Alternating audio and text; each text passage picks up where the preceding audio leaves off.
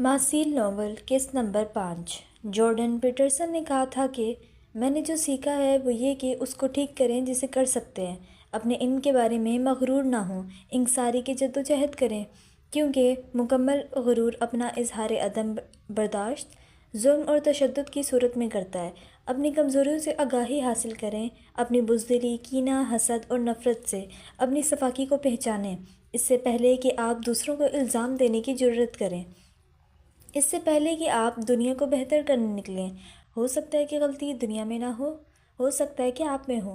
आप में कमी रह गई है, आप हदफ हासिल नहीं कर सके, आप खुदा की शान नहीं पहचान सके, आप गुनहगार हैं, और ये सब कुछ इस दुनिया की कमी और शर में आपका डाला गया हिस्सा है। सबसे बढ़कर ये कि झूठ ना बोलें, किसी भी चीज़ के बारे में नहीं। झूठ जहन्नुम का रास्ता है। नाज़ी कम्युनिस्ट रियासतों का दुनिया को ठीक कर देने का अज़म और इस अजीम मकसद की खातिर बोले गए छोटे बड़े झूठ थे, जिन्होंने लाखों अफराद की जानें लेकर दुनिया में जहन्नुम तख्लीक की। इतना सुनाकर ईमान ने किताब बंद की और हुमैज़ा की तरफ देखा। इतनी मुश्किल बातें तुम्हें समझ आ जाती हैं जो तुम मुझसे रोज़ सुनती हो? वो पूछ रही थी। अम्मी कहती हैं आप बचपन से मुश्किल किताबें पढ़ती आ रही हैं और बचपन से ही मुश्किल बातें करती थीं। मैं चाहती हूँ मैं आप जैसी बन जाऊँ। हुमैज़ा का सारा ध्यान गेम पर था। वो मोबाइल पर गेम खेल रही थी जबकि इसके कान इस जानिब मुतवज्जा थे जो ईमान इसे सुना रही थी। मेरा बचपन कुछ ऐसा था मीज़ू कि मुझे किताबों में छुपना पड़ा, जबकि तुम ऐसा मत करो। किताबें इंसान को बदल देती हैं और तुम अभी छोटी हो। ईमान ने संजीदगी से कहा। हाँ, मैं आपसे हाइट में 3 इंच छोटी हूँ, हुमैज़ा ने लापरवाह अंदाज में कहा, जबकि फ़ोन से डस डस की आवाज़ उभर रही थी। वो अपने हाथों को कभी दाएं तो कभी बाएं जानिब मोड़ती, जैसे कोई जहाज़ उड़ा रही हो। इसकी बात सुनकर ईमान के लबों पर मुस्कान उभरी। वैसे तुम्हें कौम आद का तो समझ आ गया ना कि हवाओं ने उन्हें कैसे मिटा दिया?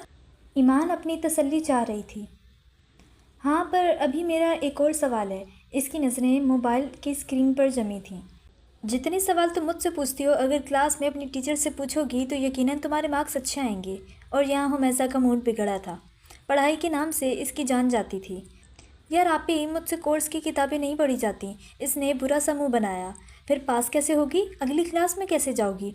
और फिर पास हो जाऊंगी, टेंशन ना लें। इसने ईमान की बात उचकली थी, जबकि ईमान इसे घूरती किताब बंद करके कमरे से जा चुकी थी। ये आप ही भी ना, पता नहीं क्यों इतनी टेंशन लेती हैं। हुमैज़ा ने सर झटका और फिर से मोबाइल में मुतवज्जा हो गई। डस डस की आवाज़ कमरे में काफ़ी देर तक गूंजती रही। आपको उर्दू आती है? एमा ने आंखें फाड़े सामने खड़े शख्स से पूछा, जो सिवाय बालों और आंखों के रंग के कहीं से भी एशियाई नहीं लगता था। इसके नैन नक्श बिल्कुल यूरोपी थे। इससे पहले कि मासील कोई जवाब देता, दरवाजे पर एक और चेहरा उभरा था। एमा, किसी ने उसे पुकारा था। एमा ने मुड़कर देखा तो रोज़ वहाँ खड़ी थी। इसका सांस फूला हुआ था। यकीनन वो भागते हुए वहाँ तक पहुँची थी। थैंक गॉड तुम आ गई, वरना यहाँ पर तो मेरे मुसलमान होने पर अभी कत्ल कर दिया जाता। एमा ने सुकून का सांस लेते कहा, जबकि मासिल तो इसके लगाए गए इल्ज़ाम पर बस इसे घूर कर रह गया था। कितनी अजीब लड़की थी वो, जो बातों का अपनी मर्ज़ी का मतलब निकालती थी। सॉरी मिस्टर मासिल, वो मैं एक्चुअली लेट हो गई। मैंने ही एमा को भेजा था कि वो मेरा एडमिशन फॉर्म ले ले। रोज़ जो मासील की जानिब मुतवज्जा फीके चेहरे के साथ कह रही थी, जबकि इसकी बात सुनकर एमा ने झटके से मासील की जानिब देखा। क्या वो मासील था? क्या वाकई? एमा को शर्मिंदगी ने आ घेरा। कैसे वो इसके सामने ही झूठ बोल रही थी, जबकि दूसरी जानिब मासील को भी इसके एमा नाम पर हैरत हुई थी। एक मुसलमान लड़की का नाम एमा? ये मुसलमान इतने एडवांस कब से हो गए? वो बस सोच कर रह गया। मिस्टर मासील, मुझे आपकी मुजस्समा साजी में कोई इंटरेस्ट नहीं है। मैं खुद के एडमिशन के लिए नहीं आई थी, मैं यहाँ सिर्फ रोज़ के लिए आई थी। ये दोहरे मेयार वाला इंस्टीट्यूट आपको ही मुबारक हो। वो अपनी भड़ास निकालती कमरे से निकल गई थी, जबकि सिवाय मासील के वहाँ मौजूद किसी और शख्स को इसका एक लफ्ज़ भी समझ नहीं आया था। मासील के जबड़े भिंज से गए थे। मौसम बहुत ख़राब था। तूफ़ानी बारिश ने बाहर नदी नाले भर दिए थे। गलियों में पानी जमा हो गया था। शाम मगरिब के बाद का वक्त था जब एक औरत छोटी सी बच्ची का हाथ थामे घर में दाखिल हुई। वो थोड़ी डरी हुई थी, लेकिन जैसे ही वो घर में दाखिल हुई तो सामने सहन में एक मर्द हाथ में एक मोटी छड़ी थामे खड़ा था। इसकी आंखों से आग निकल रही थी, जिसे बारिश का ठंडा पानी भी बुझा नहीं पाया था। آگے تم گھٹیا عورت، وہ بچی اور ماں کو دیکھ کر چلا کر بولا تھا اور پھر غصے سے آگے بڑھا۔ میں نے منع کیا تھا نا کسی فنکشن کسی شادی پر نہیں جانا۔ اس نے چھڑی والا ہاتھ گھمایا اور پوری قوت سے چھڑی عورت کے دائیں کندھے پر دے ماری۔ عورت کرا کر رہ گئی۔ اس سے پہلے کہ وہ دوسری مارتا وہ عورت فوراً سیدھا ہوئی۔ میں کہہ رہی ہوں مجھے ہاتھ مت لگانا ورنہ اچھا نہیں ہوگا، عورت نے درد سے بلبلاتے کہا، پر اس وقت اس غصے سے بھرے شیطان نما آدمی پر اس کی کسی بات کا اثر نہیں ہوا تھا۔ ماں کو پڑنے والی چھڑی پر بچی کی چیخ ابھری تھی۔ آدمی نے عورت سے دھیان ہٹا کر بچی کو دیکھا اور پوری قوت سے چھڑی گھما کر اس کے پاؤں کے قریب ٹخنے پر ماری۔ بچی وہیں گر گئی، جبکہ عورت نے آگے بڑھ کر چھڑی تھامنے کی کوشش کی تھی۔ اس کا دل اپنی بیٹی کی تکلیف پر پھٹ سا گیا تھا۔ شور کی آواز سن کر گھر میں موجود باقی افراد اپنے اپنے کمروں سے باہر نکل آئے تھے۔ وہ اب مرد کو روکنے کی کوشش کر رہے تھے جو بری طرح سے عورت کو مار رہا تھا۔ دل دہلا دینے والا منظر تھا۔ عورت کے ہاتھ جو چوڑیاں تھیں وہ ٹوٹ کر کلائیوں میں چپھ چکی تھیں۔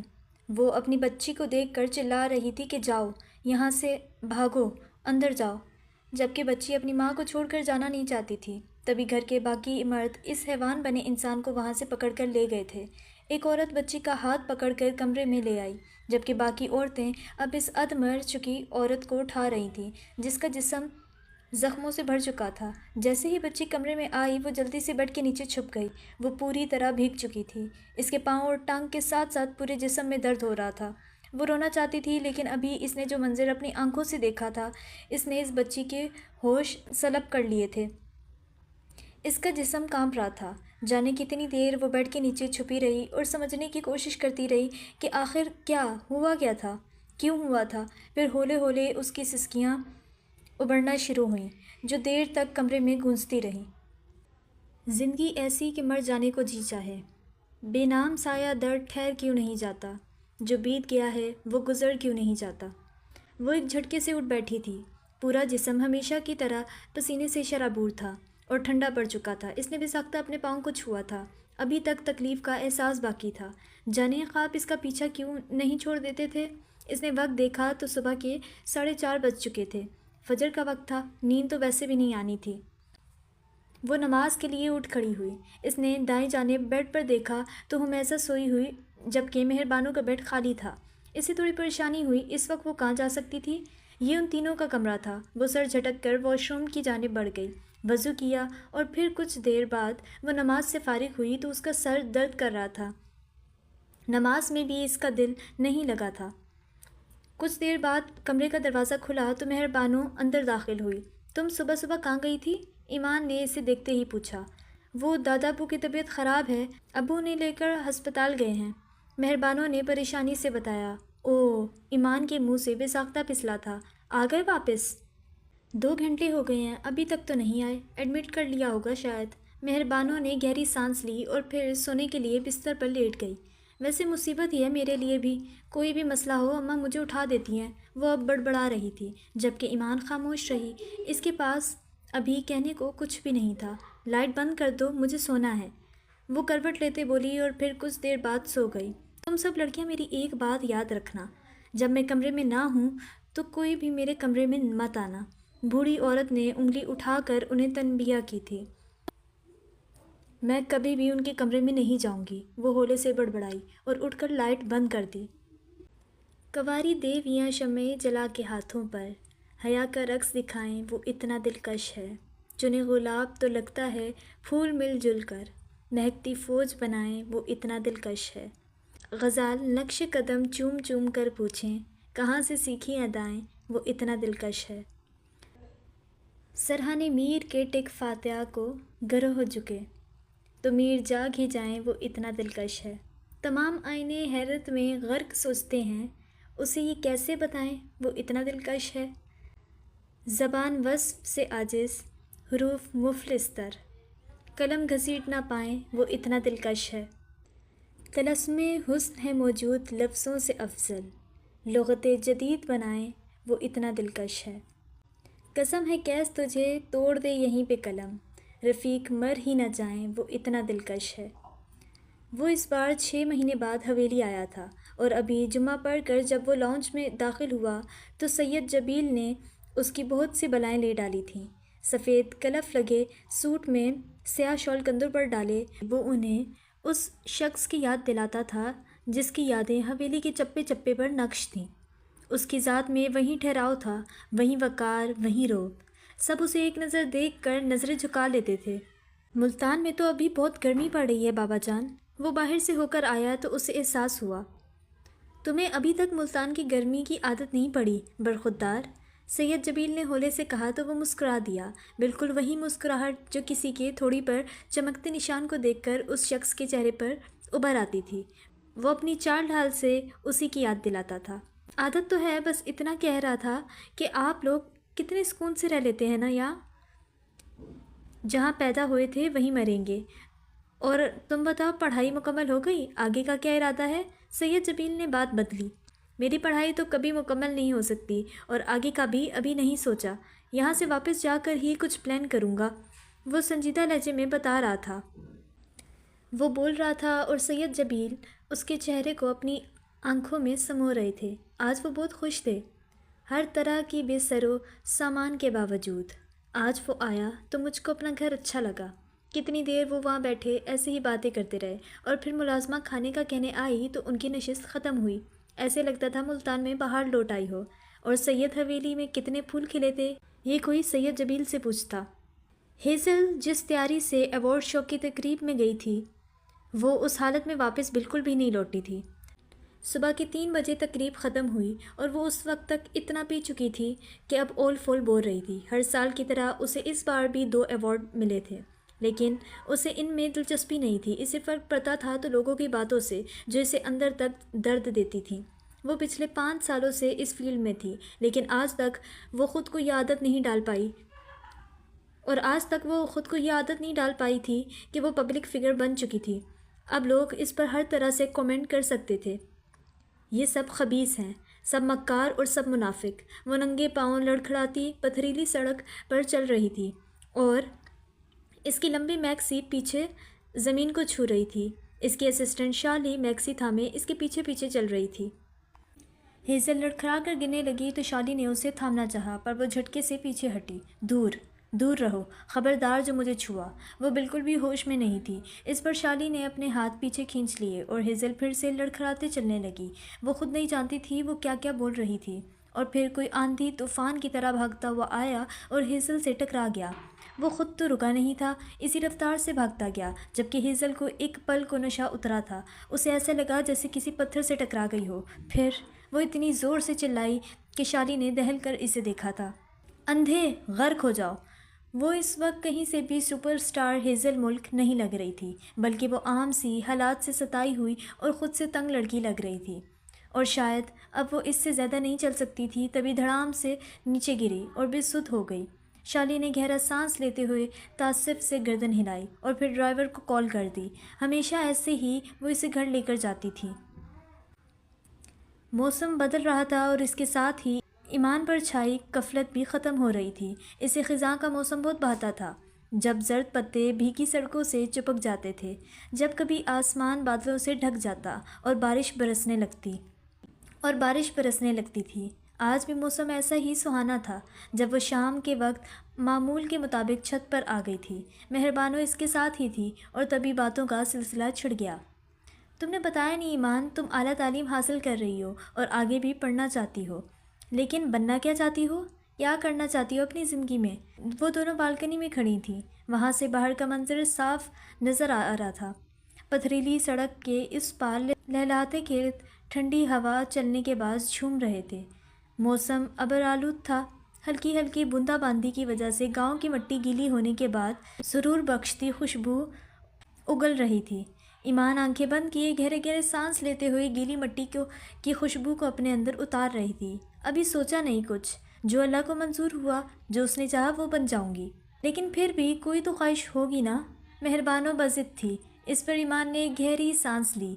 کاش کہ میں ڈاکٹر جمیل سے مل سکوں اور ان جیسا بن سکوں، ایک اسلامی اسکالر، ایمان نے حسرت سے کہا۔ کچھ دیر اور خاموشی چھائی رہی اور پھر مہربانو کے ابھرنے والے بے ساختہ کہکے پر اس نے آنکھیں کھول کر مہربانو کو دیکھا جو پاگلوں کی طرح ہنس رہی تھی۔ ایمان کے گھورنے پر اس کی ہنسی کو بریک لگی۔ تم مذاق کر رہی ہو نا؟ مہربانوں نے ہنستے ہنستے پوچھا۔ اسے یقین نہیں ہو رہا تھا۔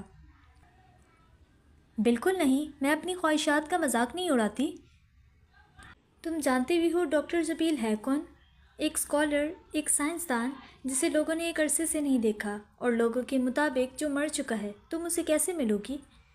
نہیں جانتے، لیکن مجھے یقین ہے کہ میں ان سے ضرور ملوں گی۔ جو لوگ ان کے بارے میں عجیب عجیب سی افواہیں پھیلاتے ہیں وہ سب جھوٹی ہیں۔ میرا دل کہتا ہے وہ مر نہیں سکتے۔ ڈاکٹر روحان بن حیدر جبیل مر نہیں سکتے۔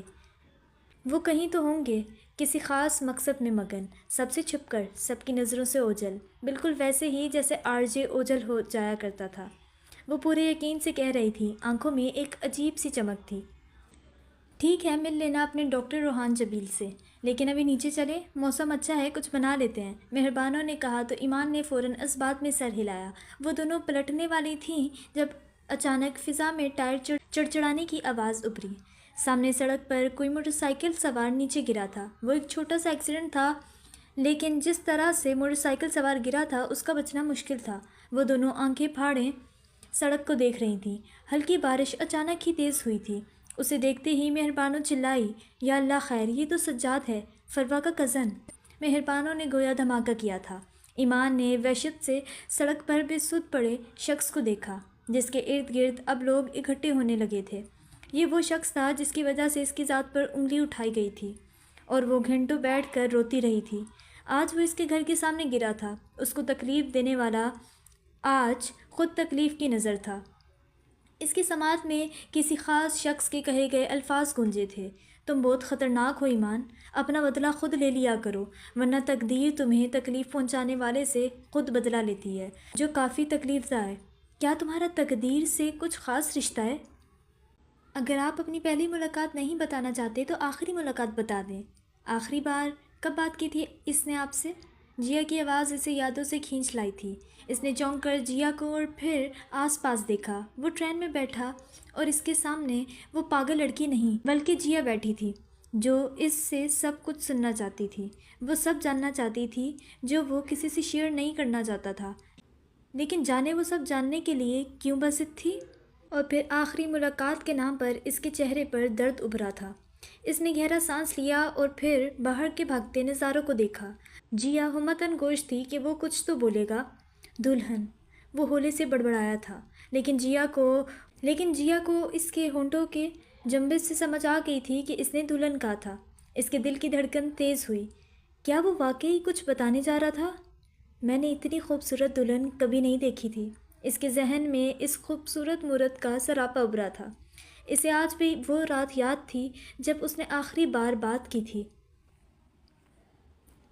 کاش میں اس روز اسے اپنا لیتا۔ تکلیف ایسی تھی جو چیر کر رکھ دے۔ درد نسوں سے بہنے لگا تھا۔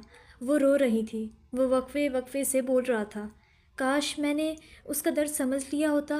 جیا کو لگا تھا اس کا دل رک جائے گا۔ اس کہانی میں بے وفا کون تھا؟ وہ لڑکی جس کا نام تک جیا نہیں جانتی تھی، یا پھر سامنے بیٹھا وہ شخص جو پل پل جل رہا تھا؟ وہ مرنا چاہتی تھی۔ جیا کا دل پھر سے دھڑکا تھا۔ میں نے اسے کہا کہ تم ڈرپوک ہو اور تم سمجھدار بھی ہو، تم موت کو نہیں چنو گی۔ کاش کہ میں… وہ آنکھیں موند گیا اور جیا کو لگا جیسے کائنات رک گئی ہو۔ کیا وہ مر… اور جیا مزید نہ سوچ پائی۔ اسے محسوس ہوا تھا کہ وہ جس کہانی کی تلاش میں نکلی تھی وہ خود اس کہانی سے جڑ سا گئی تھی۔ اسے لگا تھا وہ کہانی میں کھو جائے گی، اور پہلی بار جیا نے اپنے سامنے بیٹھے شخص کو چھوڑ کر اس لڑکی سے ملنے کی خواہش کی تھی جس کا وہ ذکر کر رہا تھا۔ اے بتوں کی دنیا کی باسی، تم مجھے کیسے مل سکتی ہو؟